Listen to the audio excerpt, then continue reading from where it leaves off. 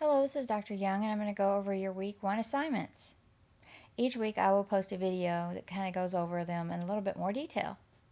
So for your first week, you have 2 assignments. You have a discussion and a paper. For the first paper, you're going to go to the Society for Human Resource Management site here, which is right here. I just went to the link, and this is the actual page. When you get there, you'll see this at the very top of the page. Just scroll down, and the articles are right here. Workplace news and trends. And there's many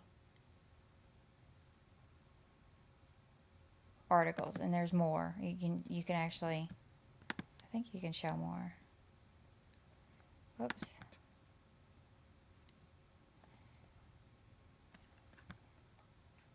I think I messed that up. Hold on a second.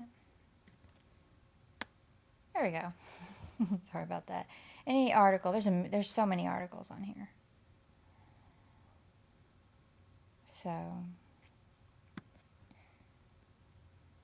now what you want to do is read over those and kind of just decide which one makes you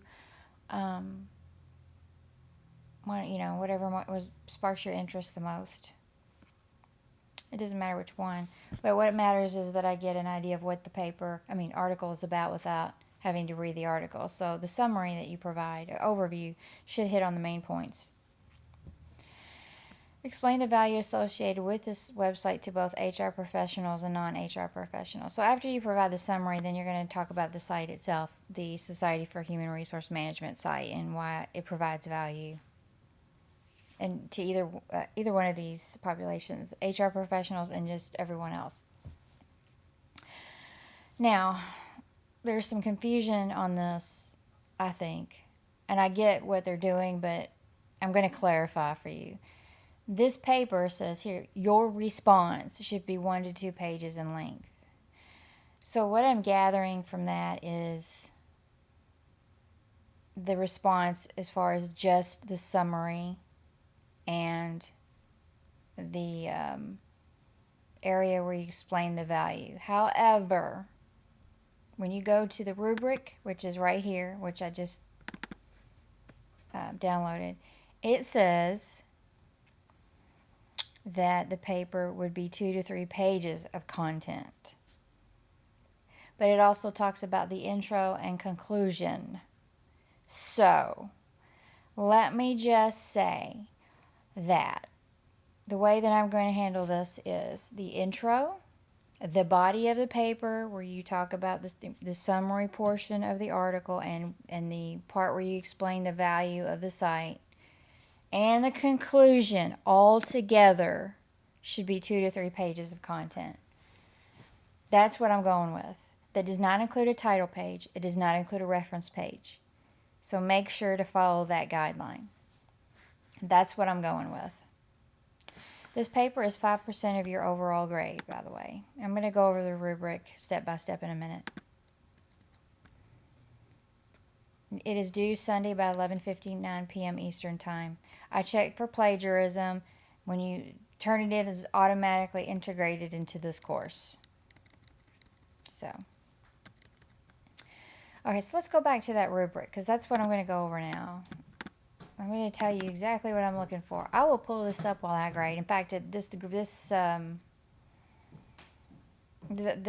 will pretty much be in there with points assigned to it in your grade book. I mean, this is what I use. So make sure to provide that overview of contents. Like I said, I want to know what the article is about without having to read the entire article based on your paper. And I just went over that. Substance. Paper is concise. Don't go off topic. Don't ramble on. Stay focused on the article. Stay focused on the value of that site to HR professionals, non-HR professionals. You need at least 2 credible sources. Credible means not Wikipedia, eHow, about.com, none of that. No blogs. Look for journal articles and books. Or publications like Newsweek, Forbes, something like that. The student discusses at least one major component of this HR, I call it SHRM. I think a lot of people do, but I'll just call it the Society of Human Resource Management site. And but if you hear me say SHRM, that's just what I do.